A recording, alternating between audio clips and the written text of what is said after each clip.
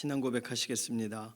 전능하사 천지를 만드신 하나님 아버지를 내가 믿사오며 그 외아들 우리 주 예수 그리스도를 믿사오니 이는 성령으로 잉태하사 동정녀 마리아에게 나시고 본디오 빌라도에게 고난을 받으사 십자가에 못 박혀 죽으시고 장사한 지 사흘 만에 죽은 자 가운데서 다시 살아나시며 하늘에 오르사 전능하신 하나님 우편에 앉아 계시다가 저리로서 산 자와 죽은 자를 심판하러 오시리라. 성령을 믿사오며 거룩한 교회와 성도가 서로 교통하는 것과 죄를 사하여 주시는 것과 몸이 다시 사는 것과 영원히 사는 것을 믿사옵나이다. 아멘. 찬송가 438장입니다.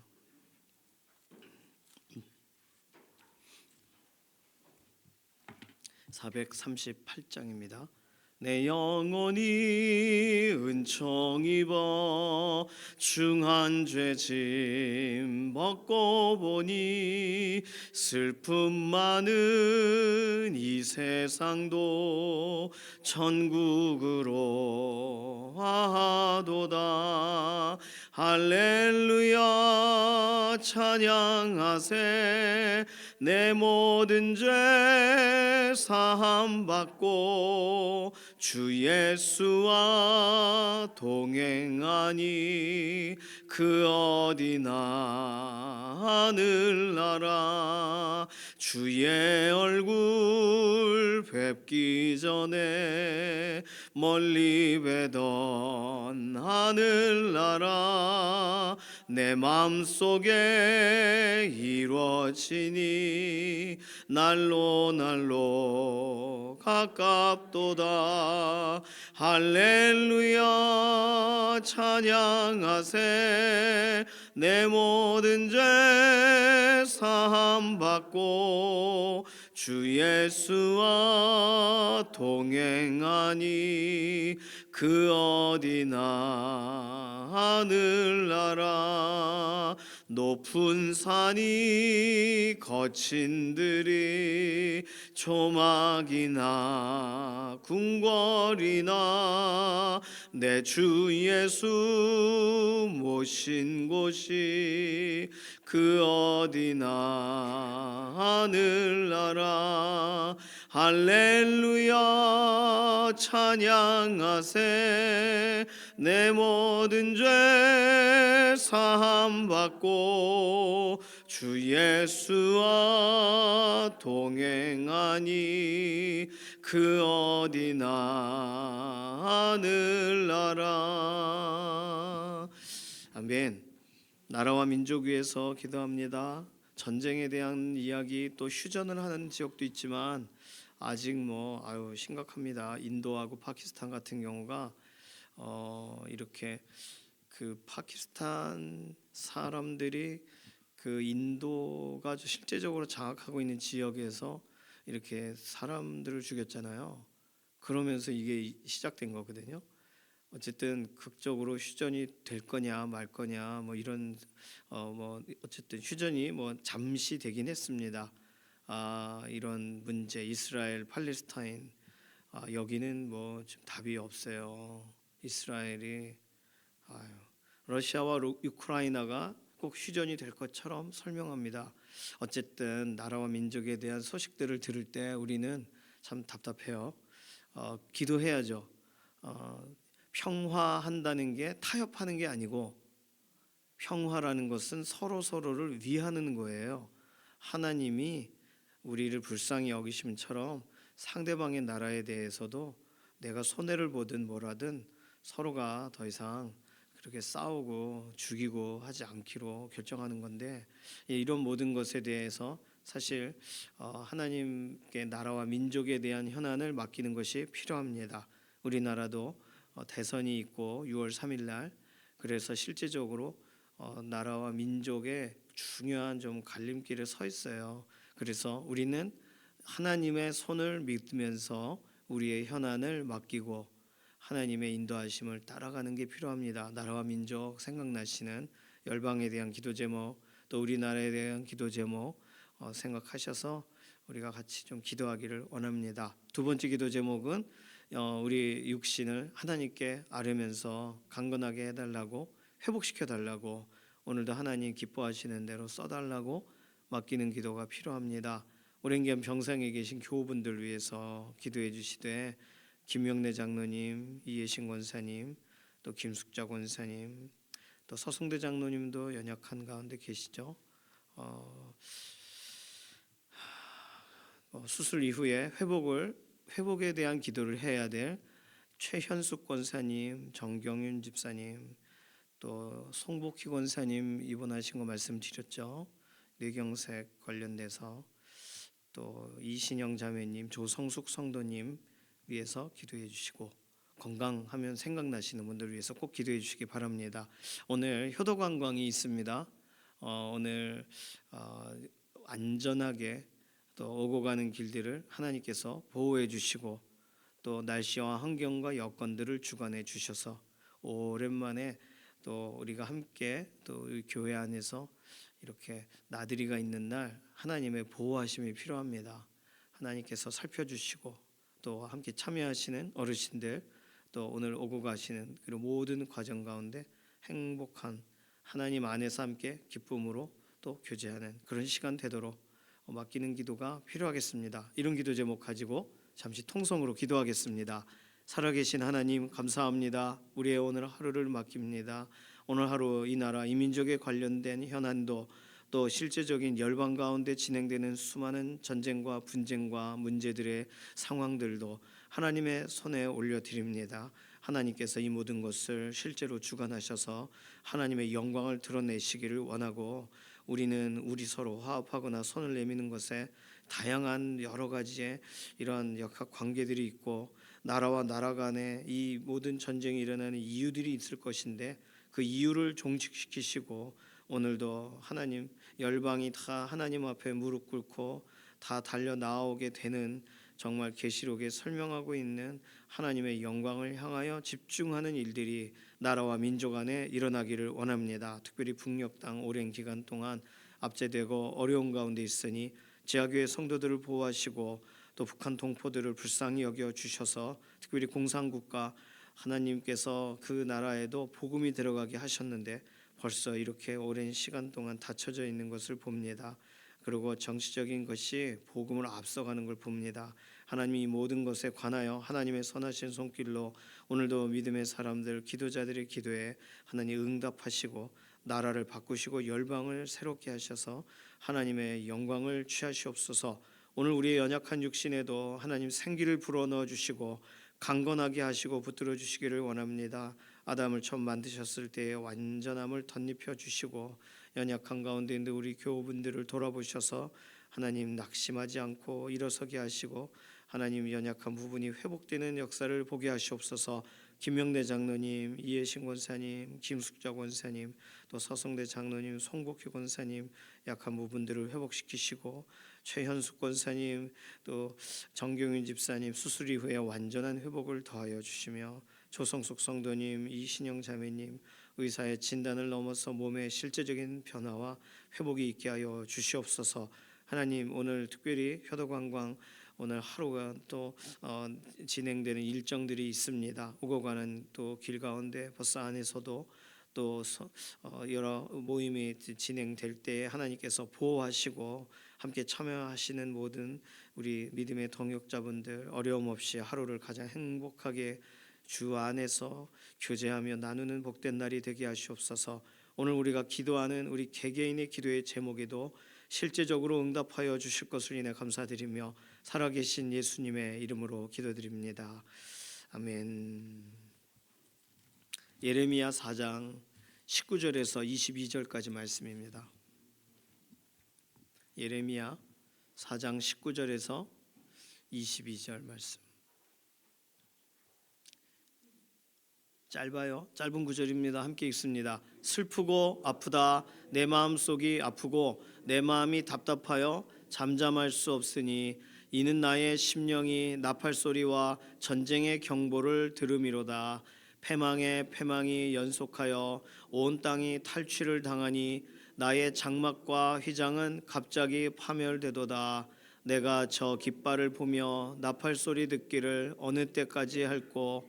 내 백성은 나를 알지 못하는 어리석은 자요 지각이 없는 미련한 자식이라. 악을 행하기에는 지각이 있으나 선을 행하기에는 무지하도다. 아멘. 오늘 본문 22절을 내일 본문 23절과 연결해서 하나님이 하신 말씀으로 읽는 경우도 있고요.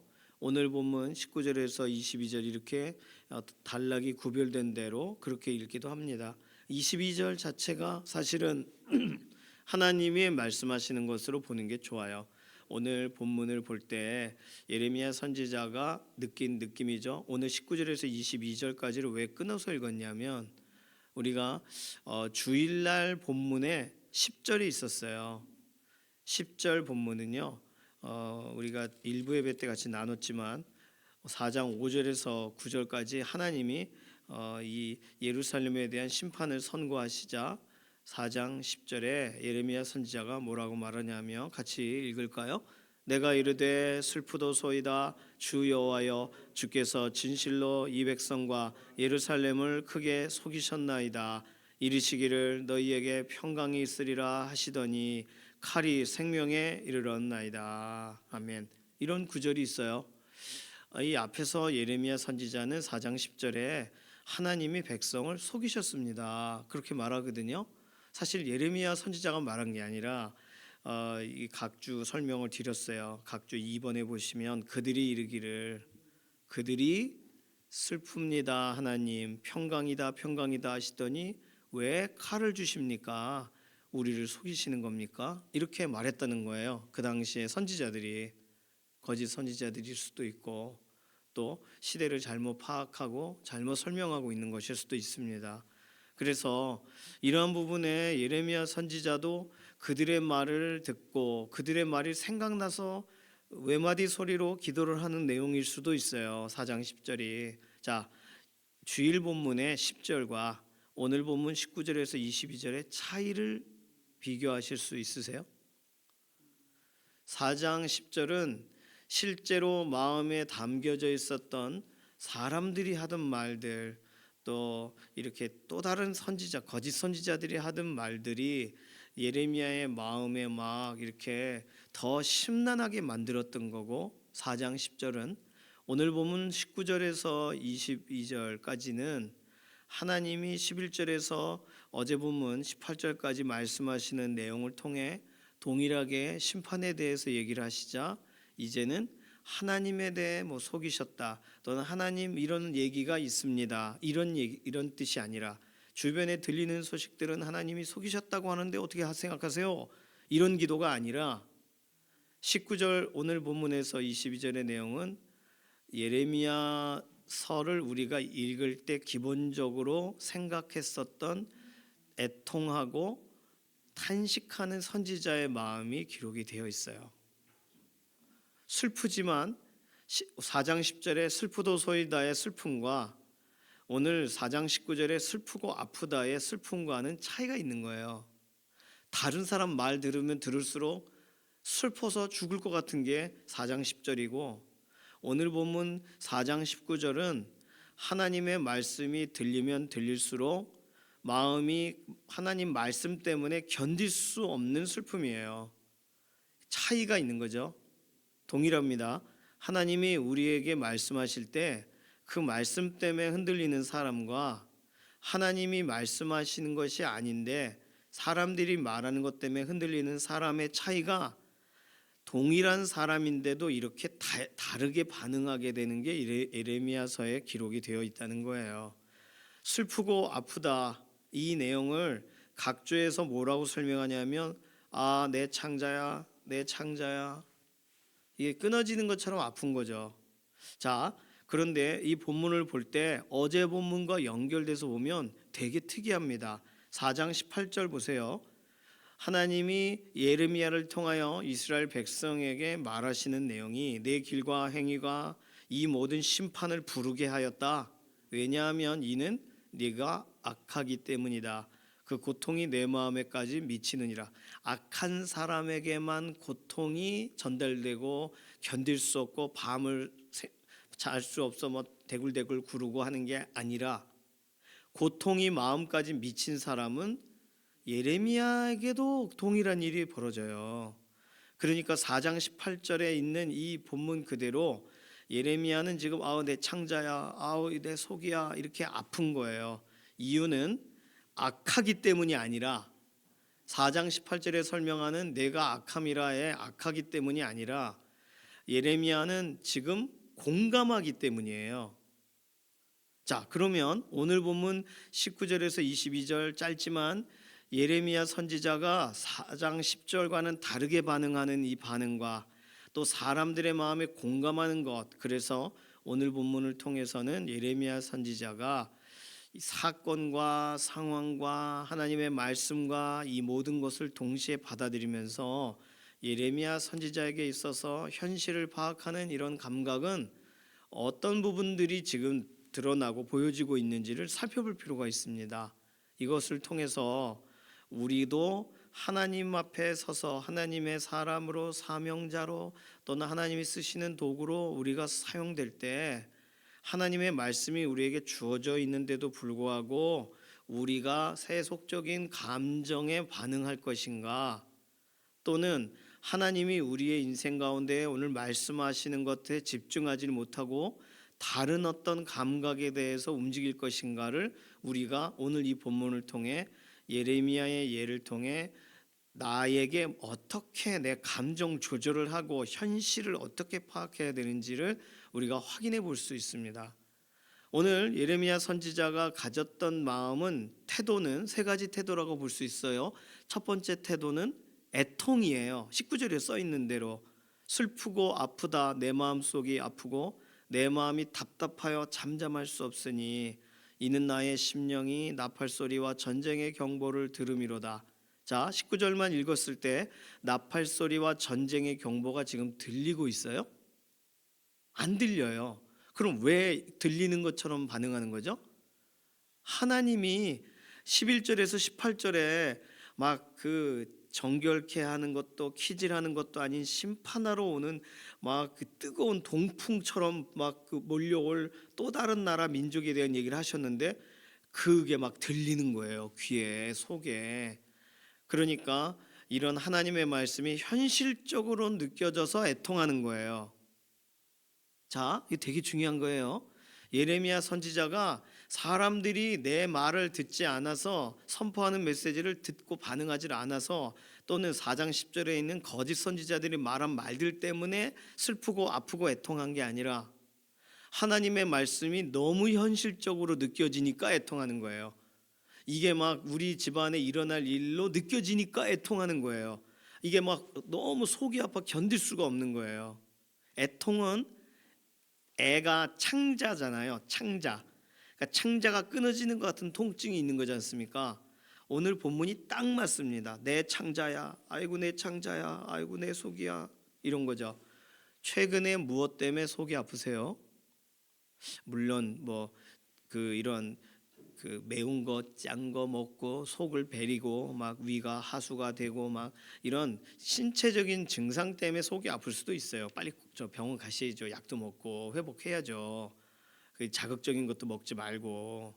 그런 게 아니라 생각하면 할수록 속이 아파요. 뭘 생각하면 할수록 속이 아프세요? 예레미야는 하나님의 심판의 말씀을 들으면 들을수록 속이 아파 견딜 수가 없어요. 지금 거기서 애통이 시작하는 거예요. 혹시 다른 것 때문에 애통하신다면 그 이유가, 그 출처가 정말 나에게 합당한 것인지 확인해 봐야 됩니다. 하나님이 고통을 주시기 위해서 나에게 이걸 허락하시는 게 아니잖아요. 오늘 예를 들어 오늘 나라와 민족 하면, 나라와 민족 생각하면 뭐가 애통하세요? 나라와 민족에 대해서 어떻게 될까봐 애통할 수 있어요. 야, 이 나라가 이 모양이냐 이래서 애통할 수 있어요. 또 이런 전쟁은 또 뭔 일이요? 이렇게 다른 나라의 이야기를 통해 애통할 수 있어요. 그거는요, 정보를 통해 애통하는 거예요. 그냥 그런 일을 들을 때 답답한 거예요. 그런데 지금 예레미야 선지자는 그런 것 때문에 답답한 게 아니라니까요. 예레미야 선지자 시대에는요, 지금 그러한 답답함도 있겠죠. 왕이 제대로 못한 것도 있고, 뭐 오랫한 아사 왕이나 뭐 이런 뭐 솔로몬 이렇게 다윗처럼 오랫동안 통치하면 좋은데 통치 연한도 짧고 아주 그냥 그 결과도 좋지 않고 이런 거를 하나씩 하나씩 왕들에 대해서 보지 않습니까? 요시야 이후에 예레미야 시대가 여러 왕들을 거쳐가니까 예레미야 1장 1절에 어느 왕이 나오는지가 설명돼 있죠. 1절 2절에. 그러니까 그 왕들의 얘기를 보면서 속이 답답하고 죽을 것 같아야 되는데 예레미야는 그것 때문에 그렇게 답답한 것으로 말하고 있질 않고 나팔소리와 전쟁의 경보 때문이라는 거예요. 20절 패망의 패망이 연속하여 온 땅이 탈취를 당하니 나의 장막과 휘장은 갑자기 파멸되도다. 이게 막 미래적인 일이 지금처럼 와닿는 거예요. 내가 저 깃발을 보며 나팔 소리를 듣기를 어느 때까지 할꼬. 이 사람에게만 들리는 거예요. 지금 예레미야에게만. 왜요? 하나님이 심판을 더욱더욱 강력하게 선고하고 계시니까. 자, 그러면 나라와 민족에 대해서 답답함을 느낄 때 그 답답함이란 오늘 예레미야 선지자가 느끼는 그런 애통처럼 느껴지려면 하나님의 말씀 때문에 말씀이 와닿아서 내 어찌할꼬가 돼야 되는 거예요. 오순절 다락방 사건과 연관돼서 기도하던 사람들은 은혜를 받았지만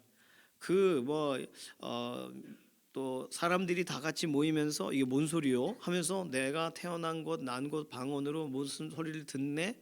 하면서 복음에 관련돼서 아주 짧게 전달되어지는 이런 방언의 메시지들, 방언 자체에 그러니까 그 나라 사람이 그곳에서 태어난 대로 듣는다니까 외국어 방언이겠죠. 그 당시에는 오순절 다락방 사건에서 실제로 주어지게 된 방언들은 외국어예요. 일본어, 중국어, 이런 식의 외국어예요. 근데 그쪽에 살던 사람은 다 알아듣는 거예요. 복음을 전하네. 하나님의 큰 일에 대해 말하네. 그럴 때 그 사람들이 어떻게 반응했어요? 형제여 어찌할꼬 했단 말이에요. 그게 지금 예배드리려고 예루살렘에 모인 사람들의 반응이에요. 오히려 오순절 다락방 사건 때문에 막 기도하고 막 변모하게 된 성령님께 막 쓰임 받아 기도하게 된 사람들에게 일어난 일이 아니고 그 소리를 듣는 또 다른 유대인들에게 일어난 변화가 형제여 어찌할꼬. 거기서 복음이 다시 선포되면서 막 회개하고 돌이키고 그렇게 막 많은 사람들이 믿음의 공동체 안에 함께 하지 않습니까? 애통 어디서 출발해야 돼요? 하나님 말씀이 들려지면서 출발해야 돼요. 오늘 나라와 민족이라고 할 때 나라와 민족에 대해 하나님의 어떤 말씀이 들려지세요? 어떤 말씀이 더 와닿으셔서 애통이 되는 거예요? 만약에 그러한 애통이 아니라면 우리는 애통의 번지수를 다시 찾아야 됩니다. 그냥 생각할 때 예를 들어 지난번 그 중학교 학부모 오라고 해서 갔더니 무슨 입시 요강 가르치듯 중학교 때부터 쌓아서 고등학교를 쌓아야 대학을 가더라고요. 이제는 내신 이런 걸 넘어서는 거예요. 이게 여기서부터 준비되고 훈련되고 뭔가 쌓아지지 않으면 학교를 못 가는 거더라고요. 요즘 시스템이. 그만큼 아주 자기 주도 학습이나 이런 게 잘 되어 있어야 되는 거 당연하죠. 옛날부터 되어 있었던 건데 이것 자체가 하나의 흐름이 되니까 당일날 시험 엄청 잘 보면 학교 가는 것이 아니더라고요. 이제는요. 그런 얘기를 듣는 순간 저에게 뭐가 왔냐면 낙심이 오는 거예요. 저희 아이는 낙심하지 않는데 중3 금방 됐지 않습니까? 지금도 낙심하지 않습니다. 어제도 낙심하지 않더라고요. 부모는 낙심하는 거예요. 근데 생각해 보세요. 아직 일어나지 않은 일인데 지금 미래를 예고하고 낙심한 거잖아요. 그러면 그런 낙심이나 답답함이나 속이 여기서 말하는 더 발전된 애통이 미래적 불안감에서 나온 애통이라면 지금 예레미야 선지자가 하고 있는 애통과는 다른 거잖아요. 그래서 저도 그렇고 저희 아내도 기도하기 시작했습니다. 뭐가 되어 보이는 것을 놓고 기도하는 게 아니라 그냥 애를 놓고 기도하기 시작했어요. 중요한 거는 하나님께 맡기는 거잖아요. 오늘 어떤 것으로 인하여 우리의 마음이 답답하고 견딜 수 없는지 그게 하나님이 내게 주신 말씀 때문인지 아니면 내가 추측하거나 예고하는 어떤 미래적 불안 때문인지 구별하시기를 바랍니다. 그리고 예레미야 선지자가 눈물의 선지자지만 눈물의 이유가 하나님 말씀 때문인 거잖아요, 지금. 그러면 이 자리는 우리가 본문에 이미 4장 5절 그 이하에 써 있는 것처럼 어디 써 있지? 울어라, 너 울어라 라고 말하시는 하나님의 말씀에 반응하는 내용이 되는 거예요. 그러니 오늘 우리들은 애통을 하되 하나님 말씀이 부딪혀져서 그래서 오히려 하나님 앞에 견딜 수 없어 하는 자리로 오히려 우리가 서는 것이 성경에서 설명하는 애통이라는 거. 그냥 애통하는 자는 복이 있나니라고 할 때 애통은 그냥 이렇게 내가 슬픈 일을 당해 애통하는 자는 복이 있나니가 아니고요. 그런 게 아닙니다. 두 번째, 오늘 본문에 설명하고 있는 예레미야 선지자가 가졌던 태도는 공감이에요. 공감. 22절에 보시면 내 백성은 나를 알지 못하는 어리석은 자요 지각이 없는 미련한 자식이라. 이거 하나님이 하시는 말씀이잖아요. 그런데 이게 예레미야는 와닿았어요. 하나님의 마음이 느껴졌어요. 아, 이 백성이 어리석구나. 아, 지각이 없구나. 아, 정말 그렇구나. 공감이 되어져요. 그러니 공감이 되니까 불쌍히 여겨지는 거잖아요. 이스라엘 백성을 향한 불쌍함이 없으면 어떻게 선포가 됩니까? 어떻게 하나님의 말씀을 전달할 수가 있어요? 저놈들, 저 듣지도 않는 놈들, 내가 뭐하러 말하나? 이러면은 어떻게 말하고 싶겠어요? 요나 같은 태도가 되는 거예요. 아, 저기 저 니누의 저 아수르의 수도 그 나쁜 나라 저 나 전하고 싶지 않아. 그런 마음을 갖게 되는 거예요. 괴롭히는 나라. 그러나 하나님이 가서 전해라. 그러면서 돌아보고 복음 전해라. 너 회개하라고 해라. 할 때 하나님이 결국은 그 땅에 가게 하셔서 전하게 하시는 이유는 공감하게 하시는 거거든요. 근데 요나는 공감을 못했어요. 그냥 빨리 이제 망한다 니들 이렇게 어떻게 보자 망하는 걸 보자 이랬잖아요. 공감을 못했단 말이에요.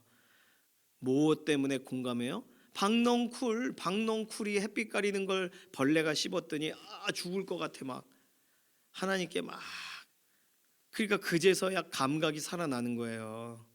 하나님은 그렇게라도 가르치시려고 하시죠. 오늘 예레미야 선지자는 하나님 말씀을 전달만 하고 난 못 느껴, 나는 무뎌졌어, 또는 난 하나님 생각과 달라 이렇게 하질 않고 하나님의 말씀이 그대로 느껴지는 거잖아요. 아유, 하나님을 알지 못하는 어리석은 백성들, 지각이 없는 미련한 자들, 어떻게 하면 좋아 얘들, 이렇게 느껴지는 거예요. 공감. 하나님은 우리와 공감하시고 하나님이 쓰시는 하나님의 도구로 구별될 때 사명의 자리에 설 때 우리도 공감해야 돼요. 그럼 오늘 특별히 나라와 민족을 위해 기도하는 그런 제목을 가지고 있으니까 나라와 민족이라고 할 때 우리 눈에 두 번째로 애통다음으로 보여져야 되는 것이 느껴져야 되는 게 공감이에요. 아, 하나님이 보실 때 이 나라가 참 답답하시겠구나. 어리석어 보이고 미련해 보이시겠구나. 이게 느껴져야 돼요.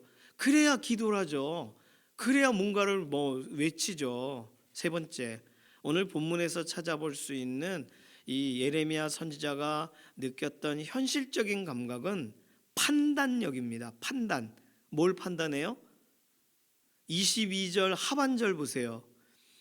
내 백성은 하고 하나님이 느끼신 거를 느껴요. 우리도 읽으면서 그렇구나 하는데 뭐라고 써 있냐면 악을 행하기에는 지각이 있으나 선을 행하기에는 무지하도다. 자, 이건 판단이에요. 하나님이 이스라엘을 판단하고 계시는 거예요. 악을 행하는 것에는 아주 똑똑해. 그런데 선을 행하는 건 너무나도 가르쳐줘도 몰라. 이스라엘 백성들을 정확하게 간파하는 거죠. 공감만 하고 끝나면 안 돼요. 저 어리석은 거 어떡하면 좋아 이렇게 하고 끝나면 안 되고, 왜 어리석을까? 왜 저렇게 미련할까? 악을 행하는 데는 발이 빠른데 선을 이해하는 데는 아주 무지하구나. 그래서 그렇구나. 이해가 돼요. 그러니까 정확하게 현실 판단이 되는 거예요.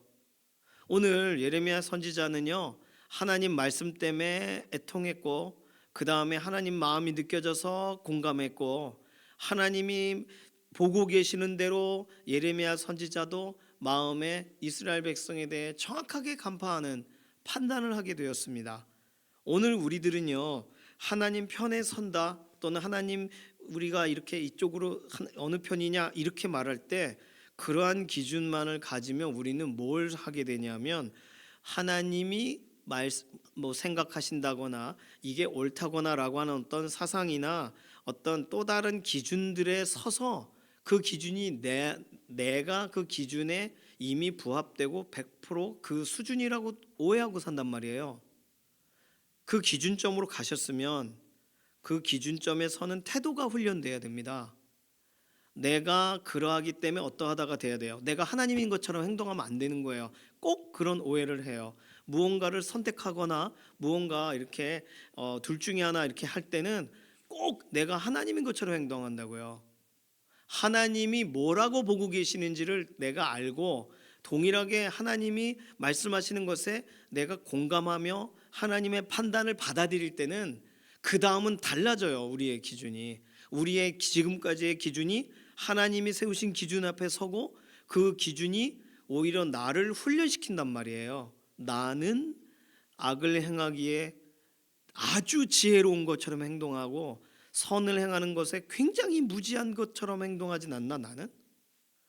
그러면 남 비난하고 남 뭐라 할 때가 아닌 거예요. 지금 나에 대한 판단이 생기는 거예요. 내가 하나님 편에 서서 나는 100% 깨끗한 것처럼 생각하는 일을 하질 않고요, 나도 하나님이 보실 때는 무지한 자구나, 나도 내 입술이 정말 화젓가락으로 짖어야 되는 수준이구나를 깨닫게 되는 거예요. 선지자들이 깨달은 건 굉장한 소득이죠. 왜냐하면 하나님이 부르실 땐 얼마나 기고만장해질 수 있습니까? 얼마나 더 교만해지기 쉬워요. 근데 하나님이 세우신 선지자, 소위 성경에 등장하는 우리가 야, 이 선지자 하나님이 참 그 시대에 쓰셨지 않은 사람들 보면 어느 누가 교만해요? 그렇지를 않아요. 최근에 어떤 이렇게 쇼츠로 어떤 박보영 목사님, 그 마가의 다락방교회 그 목사님이 쇼츠 하신 걸 봤는데, 믿음의 길을 걸어가고 좁은 길로 가는 훈련을 할 뿐 우리는 넓은 길로 가고 싶다는 거예요. 목사님도 넓은 길로 가고 싶다는 거예요.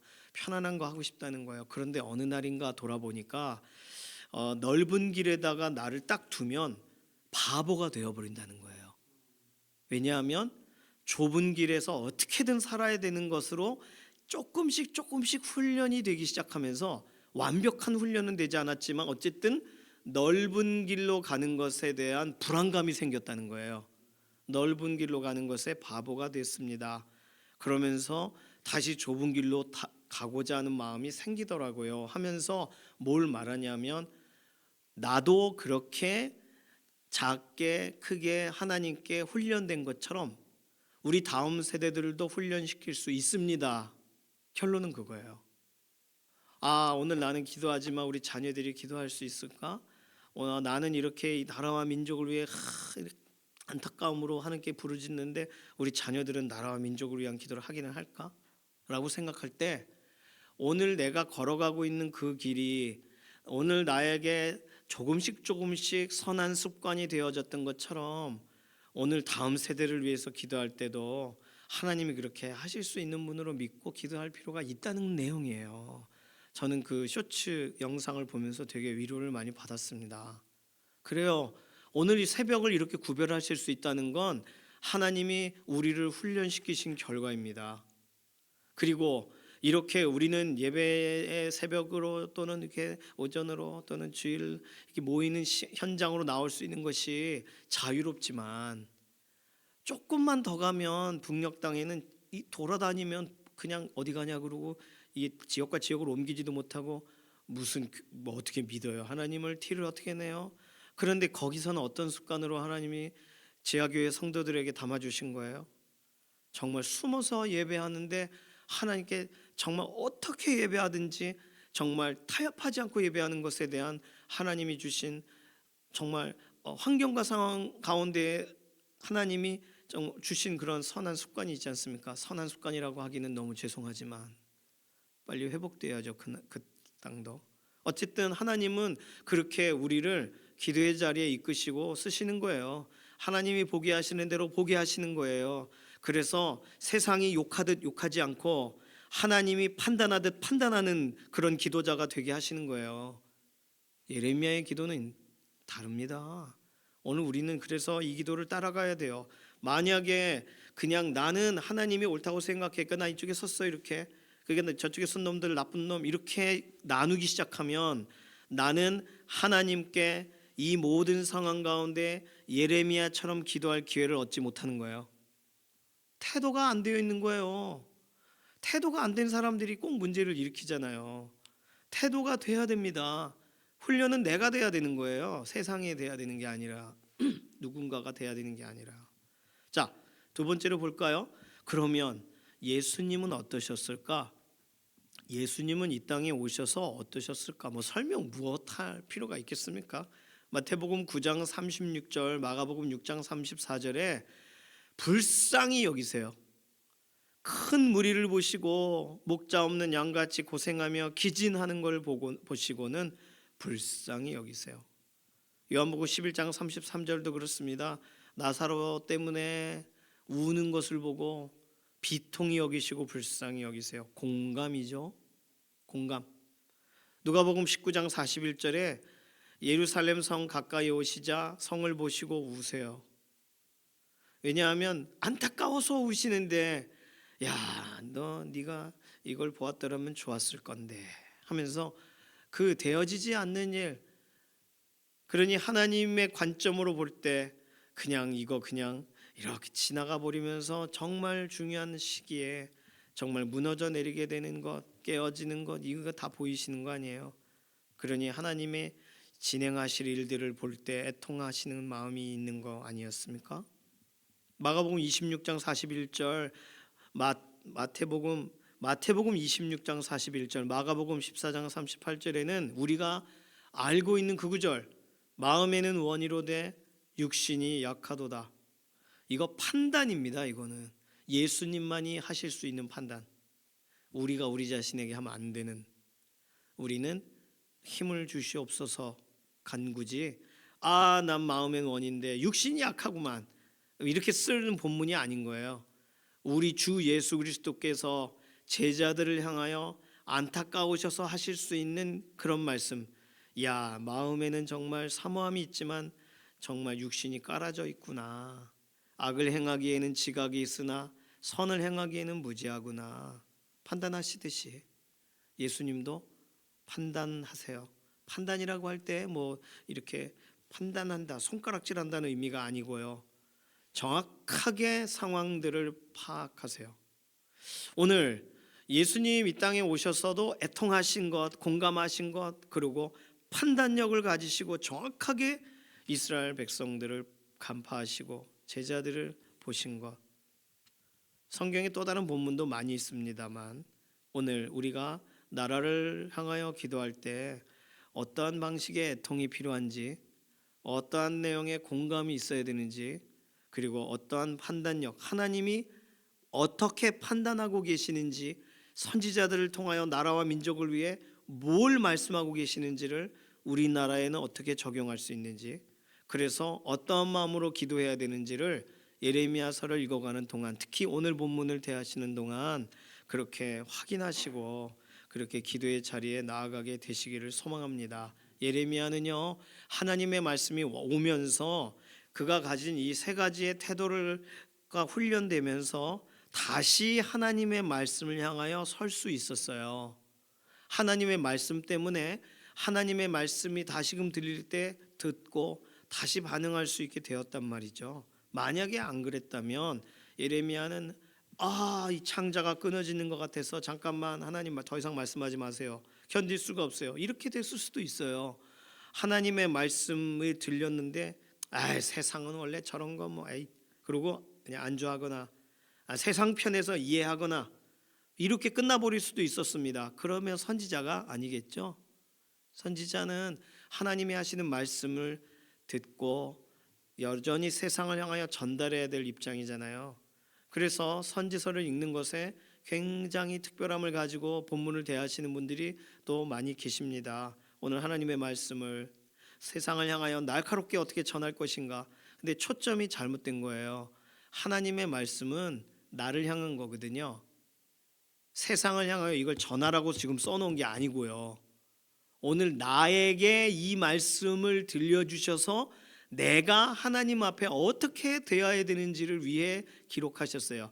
예레미야 입장으로는 예레미야 시대의 예레미야 선지자에게는 다르게 주어졌지만, 말씀이 전달해야 될 내용으로 주어졌지만, 예레미야서는 오늘 들고 시청 앞 광장에 가서 외치라고 주신 본문이에요?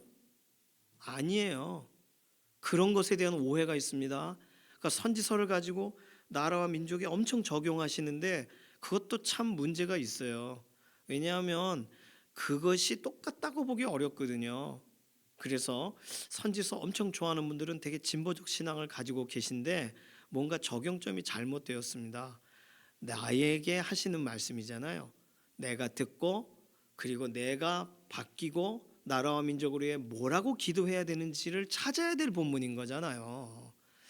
오늘 여러 가지 또 설명을 드렸지만 하나님의 말씀을 대하고 현실을 대할 때 우리의 현실 감각은 어떻게 되어야 되는가? 예레미야는 무엇을 발견했는가? 어떻게 훈련되어 가고 있는가? 오늘 본문에서 간단하게 좀 살펴봤습니다. 하나님 우리를 훈련시켜 주셔서 세상의 소식과 소문을 들었을 때 훈련되는 게 아니라 하나님의 말씀이 들려지고 나서 세상을 보면서 하나님의 말씀으로 세상을 간파하면서 하나님의 말씀 때문에 세상에 대해서 하나님이 어떤 마음을 갖고 계신지를 공감하면서 하나님의 말씀 때문에 애통하는 자리로 들어가는 기도가 우리에게 오늘 실제적으로 진행되게 해달라고 맡기는 기도가 필요하겠습니다. 이 시간 기도할 때 나라와 민족을 위한 기도에 기준점을 갖게 하소서. 오늘 이 본문과 관련돼서 애통, 공감, 판단 이것을 우리에게 주십시오. 이 기도 제목을 가지고 잠시 통성으로 기도하겠습니다. 살아계신 하나님 감사합니다. 나라에 대한 소식을 듣고 열방에 대한 소식을 들으면 속부터 답답해 옵니다.